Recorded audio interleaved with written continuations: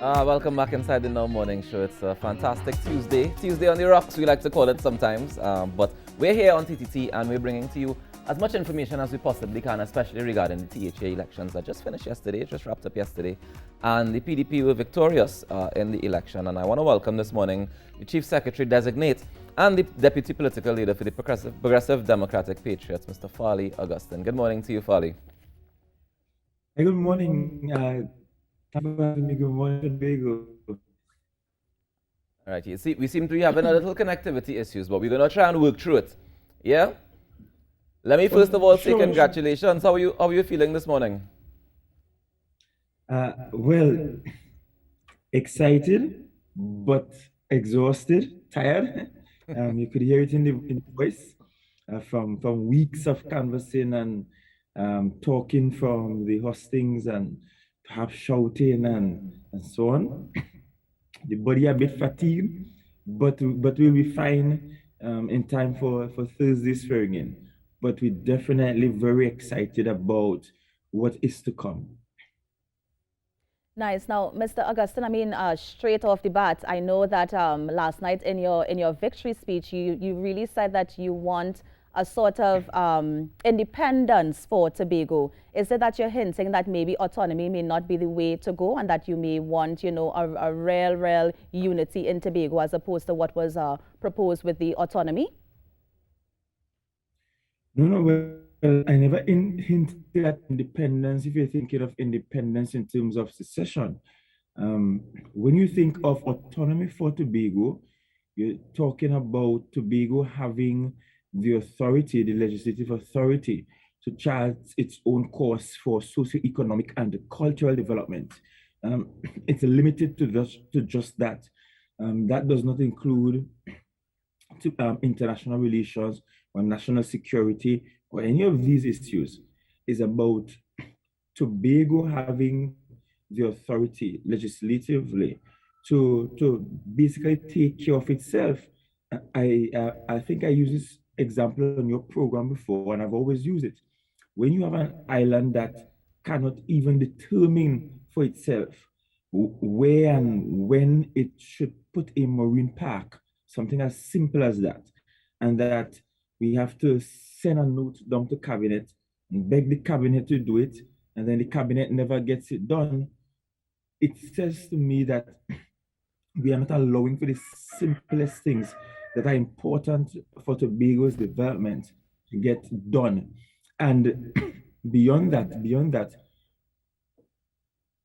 I made a point last night that the autonomy bill that was proposed by the Prime Minister and the PNM, that it is incomplete, which means that there is more that should be added to it. And which means also that I'm not suggesting that we throw it out completely, but that we complete it. You may recall that the very last thing that happened is that the cabinet asked us to send forth amendments within 15 days. We did send forth those amendments, and then we did not hear anything at all from the parliament. And that's why I'm saying that the process is incomplete. The autonomy bill or bills as they were presented are incomplete, and that we need to complete it, not for an independent or seceded Tobago, but for a much more autonomous Tobago, the way we experience devolution of powers in United Kingdom, or that you see occurring in the federation, that is St. Kitts and the Nevis, or that is very common in states within the Commonwealth and outside of the Commonwealth. So it's that kind of autonomous relationship that we are seeking. Now, what are some of the things, because you keep saying that it's incomplete, so just give me at least 2 or 3 examples of what could probably make this bill a bit more autonomous for the island of Tobago. So, number one, the current bills as they are structured takes away from Tobago authority over state lands in Tobago. At the moment, all state lands are vested in the THA. If those bills are passed as they are, then that is no longer the case. We no longer have the kind of controls we require over town and country planning, for example. At this very moment, if a foreigner has to buy land in Tobago, then a minister in Trinidad has to do the approval. But what's the purpose of a THA if Tobago cannot determine how its land resources are used and land zoning issues happen? That should reside with the THA. The second issue is that we have been very clear, Tobagonians have been very, very clear that there is no adequate autonomy bill if it's not clearly defined in that bill who or what uh, belongs to Tobago. Because if you're according unto the THA powers to pass laws, it must be very clear what are the physical parameters over which THA will be able to pass those laws. Look at any federal system, or even where you have devolution of powers like in the United Kingdom, it is extremely clear where, for example, Scotland's authority reside, and that includes residing over bodies of waters that surround that particular area. So that too is absent from the bill. A third example that we can look at is that when you look at how the bills are drafted, the cabinet has complete dominance still. In other words, if the bills are passed as they are, the THA could sit and could decide, okay, we are going to pass a law and create a marine park in Speyside where I live. And the cabinet down in Port of Spain can sit and decide, oh no, that's not going to happen. And they can just overturn it just so, just like that. That does not speak to autonomy at all. That speaks to giving us some authority with one hand and taking it back with the other. So I sat in a room with Mr. Hochoy Charles, Mrs. Davidson Celestine, Mr. Ansel Dennis, and Nikosi Philip, CivilNet, and Dr. Dillon, Independent Senator Dr. Dillon. And we sat over days and we poured over the document. We wrote the amendments down and we sent them through to the parliament. And so when I said last night that that which was presented is incomplete, and Tobago's response in the election is a resounding message, a strong message to the Prime Minister that his bills are incomplete. That's what I mean. We need to sit and dutifully and diligently do the work to create the kind of bill that creates a win-win situation for both sides of the divide. Now, Mr. Augustine, moving forward, can you just give us some hints in terms of your assemblyman? I know that you are the Chief Secretary Designate. Have you also decided on who might be tipped to be in charge of the finance and economy position and the other positions at the THA? Well, it will be difficult to do that now. I have scheduled a meeting with my team late this evening because I'm giving them some time to rest and to catch themselves. In addition to which, we are unsure point if anyone will require a recount from the other side, but we are to meet this. The THA Act 40 of 1996 requires that the Chief Secretary consult with members before the appointing of secretaries. So I will want to do that consultation with them before making the declarations publicly. But basically what happens is that get to the house on Thursday, and well, the first thing that happens is that we swearing all members of the assembly first. After all members are sworn in, then the members meet, the members first elect a presiding officer. After electing a presiding officer, the members then elect a secretary. And you're right, I'm the Chief Secretary Designate. And after that happens, a deputy chief secretary will be sent. After that happens, the president will make arrangement for the swearing in of secretaries. Secretaries are sworn in generally. Secretaries are not sworn into a particular division, but they are appointed as just secretaries, and the chief secretary will appoint them to particular divisions. The rule is that there are 9 secretarial positions within the executive of the THA. The first being the chief secretary, the second being the deputy chief secretary, and not more than 7 other secretaries. So that equals 9 possible secretarial positions within the THA, having the kind of win we received, it means therefore that everyone that won a seat cannot logically become a secretary. It also means that we have to give some consideration to uh, appointing 3 councillors, which can be used to fill any gaps in expertise that we may not have within the team of elected members. And, and so all of those kinks will be worked out by perhaps later this evening, later tonight, as we prepare for the swearing in with the president on Thursday. All right, Mr. Augustine, I want to jump in here and just ask. Everybody last night when as the information was coming and the results was coming in, the talk around the town, at least in Trinidad, and what I've been seeing on social media and stuff like that is, people have been talking about Watson Duke. Everybody's concerned about Watson Duke, and the results have all been saying, well, we saw that he would have won his seat as well. Do you think that he will hold true to the things that you've been saying on the campaign trail in terms of, making you chief secretary, as well as what would his role be, or what do you suspect his role would be going forward in the THA? Well, there was no doubt in our minds that Mr. Duke would win his seat. For Trinidadians who are looking on, regardless of the vilification of Mr. Duke is heavily supported by his district. When I say heavily, I mean heavily supported by his district. For most elections we have had to this point between 2017 and now, Mr. Duke has almost always run away with one of the largest wins within the Tobago House of Assembly. And I'm certain when we get the official results, that will also hold true for this election. So let's put that to rest. The second thing is me being chief secretary is something that was decided by the party's executive since 2019, and something that Mr. Duke himself brought to the party executive and that the party accepted. And he continues to support and endorse.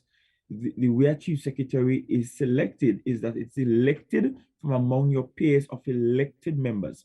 So Mr. Duke in and of himself will not be responsible for me becoming chief secretary.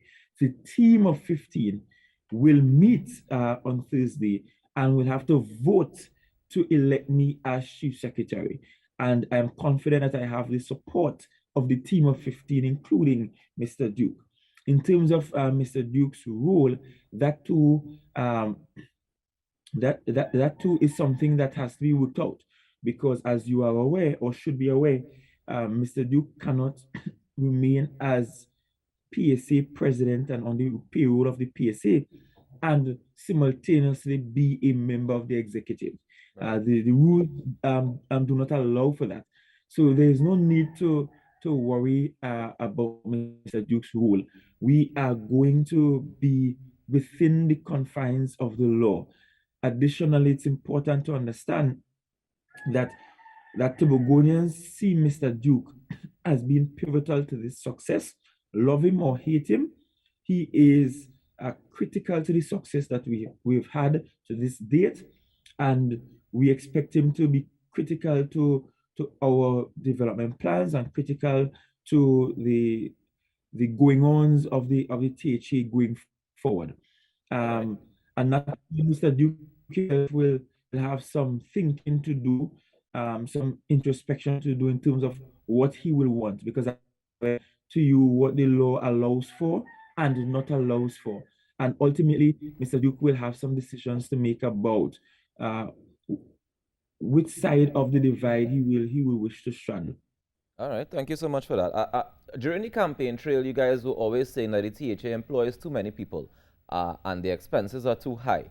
Tell me, is it that we can look forward to seeing some people losing their jobs within the THA now that you guys are taking over? I know, and I've made it clear, and that's one of the things that Tobagonians voted to reject. Those one-liner ads that pulled from several different contexts to try to create a false narrative and to sell. We made it clear that it is overstaffed. We made it our current bill is too high. But we have also made it very clear that the way to treat with that is not to fire people, but it is to build out a robust private sector. And in that same clip, if you were to watch that full interview with Mr. Fuzzy, you will hear me say that myself included had to find work within the THA because we do not have a competitive alternative. And we have to absolutely find a way to build out our private sector, create an entrepreneurial culture that will allow for people to earn a lot more money outside of the teaching, give people options.